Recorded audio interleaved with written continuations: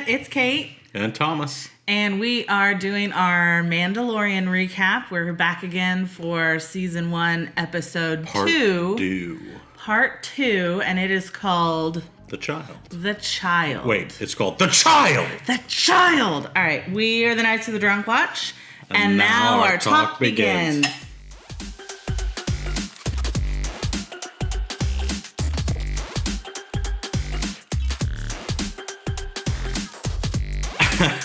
So we have the child, and we're traveling. The bounty is in hand and or in floating ball. The bounty is in floating ball and on its way. But then there's some bounty hunter hijackers who try to steal it. He gets attacked by a bunch of Star Wars Gorns with laser axes. Goons? No. Oh, is that what they're called? No. Gorns? The Gorn was a Star Trek villain, but they look like orange-colored Gorns in the Star Wars world. Oh, anyway, okay. Again, more evidence that he wasn't the only bounty hunter sent after this bounty, the child. Because this is now, he sees that they have a fob, and so this is now the third fob that he's seen for the child, like searching for the child. And we get a really good shot of his famous, or at least Boba Fett's famous method of disintegration. It's swift. It is swifter than I expected, I think, the disintegration. I mean, when you think about it, it's a really terrible weapon to have. And They're the fact gone. that Disney allows this is just, But then he got a little cut. He got a little boo-boo on his arm, and he's trying to fix it. And then Mandos don't get boo-boos. This is the way. Yeah. So then Yoda waddles over and tries to baby Yoda. Nope. The child. His bounty crawls over and he waddles. Well, excuse me, I got that part right. Yeah, he sauntered over and tried to stick his little claw in his wound, and he's like, "Step back, son." Puts him back in the little floaty bassinet, shuts it down. He tries twice. Yeah, that's true. It doesn't work. Anyway, back to the ship, and what's going on? It's just fucked. Rest of the episode. That's it. That's it. Happy times. No, the Jawa done took everything. He parked his ship in the wrong neighborhood of Outer Rim, Jakku, whatever this was. So then he gets real mad and goes and tries to fight them. No, he uses his disintegration again on those little fuckers. Well, no, he doesn't do that until they start almost knocking him off the big. No, he long range blasts them with the rifle a couple of shots. Then they jump in their what do they call it? The crawling fortress, and book it. And then he goes after the crawling fortress, which was really kind of cool to see.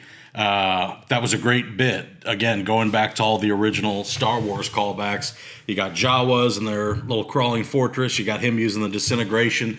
And I almost picked up a little bit of Indiana Jones in there when he's trying to crawl in that thing from The Last Crusade when he's fighting that tank. Well, I also really like that, and I mean, maybe I'm just not remembering people, but all of the characters have their, flaws. Even the Mandalorian, who's a badass fighter, gets knocked off this thing. He does so well. He's murdering everybody, and finally they're just like, boom. It's the comedy. It's the comedy of this show where he's pulling Jawas out the window, throwing them over the edge, and then gets to the top, and there's 16 of them, and they just, boom. Yeah. They hit him with their tasers.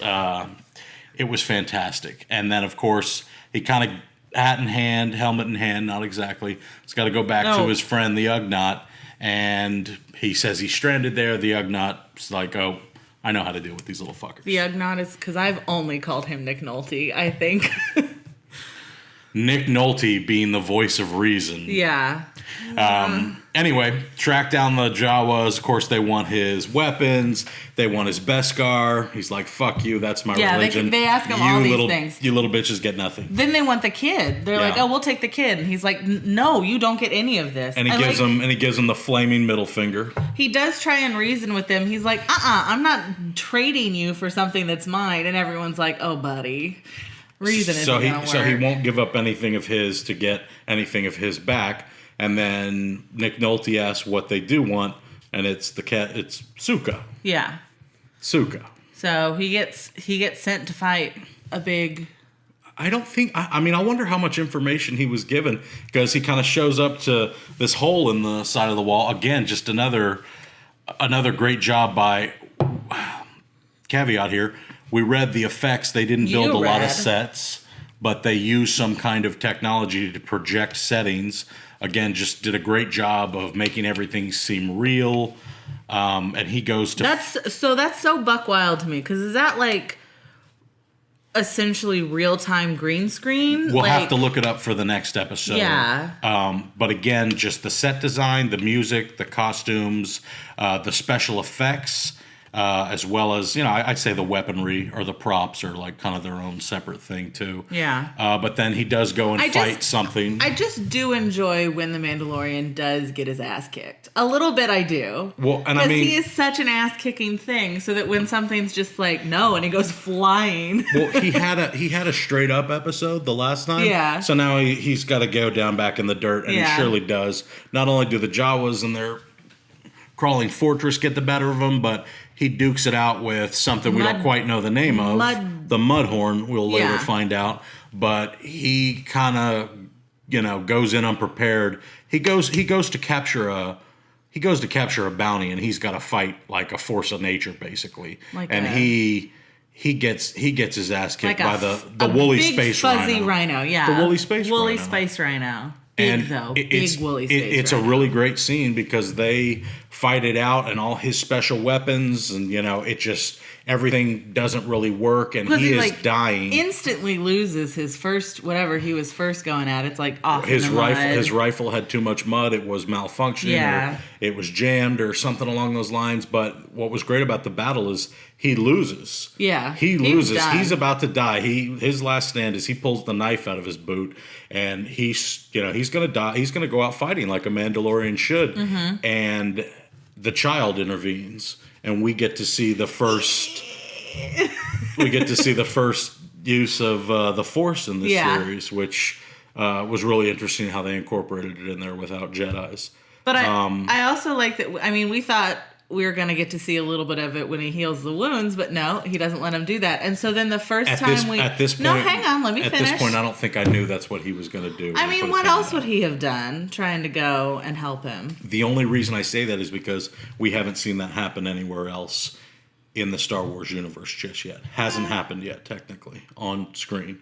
It just hasn't. You think, I almost expected him to just kind of like, pat him? Not understand, like, like a child would put his hand out to like, it's okay. And he's just like, what? No, back in your thing. No. But obviously, anyway, we know from, anyway, spoilers. Anyway, it's not, we don't get a little bit of force. We get a big fucking large, let's float the giant space woolly rhino. It's not a rock though, but he floats that thing pretty good. Yeah. And then the killing blow right to the neck. And it's like he doesn't kill it. He floats it enough for it to be like, the fuck? And then drops it again, and then Mando kills it. Yeah, I mean, like he's not stunned when he's not physically restrained when Mando stabs him. He's just still like, or something. The fuck just happened? I am not a flying creature. The child putting up too much effort passes out as he kills the thing. Yeah. He returns back to Nick Nolte. He goes to the cave to dig out the gross furry egg. He definitely doesn't forget to bring back the egg. Suka. Comes back gross. with Suka. They chop that bitch open and go to town on it. Yeah. So like a big Cadbury woolly cream egg? I don't know. Not into it. I mean, I'm sure it's delicious, but... Anyway, parts in hand, him and the Ugnaught go back and repair montage. Drinking from montage. Oh, yeah. Fix it up montage. They were just missing some, like, high fives at the end. Maybe a little Star Wars volleyball. Yeah. The Mandalorian in just the helmet, but shirt off, working with some tools. I mean, it's Pedro Pascal, so I would watch Checking the oil. No, gets his ship repaired, says thank you in the best way, and... Well, he tries to get Nick Nolte to go with him. We find out that he can make friends, at least. Yeah. He's like, hey, I could use a buddy, and Nick Nolte's like, nah. No, thank you. I am retired now. So yeah, that is... I have spoken. We have spoken. That's the end of that episode. It was... I mean, just... It's not furthering the plot, I don't think. I think this is like character development.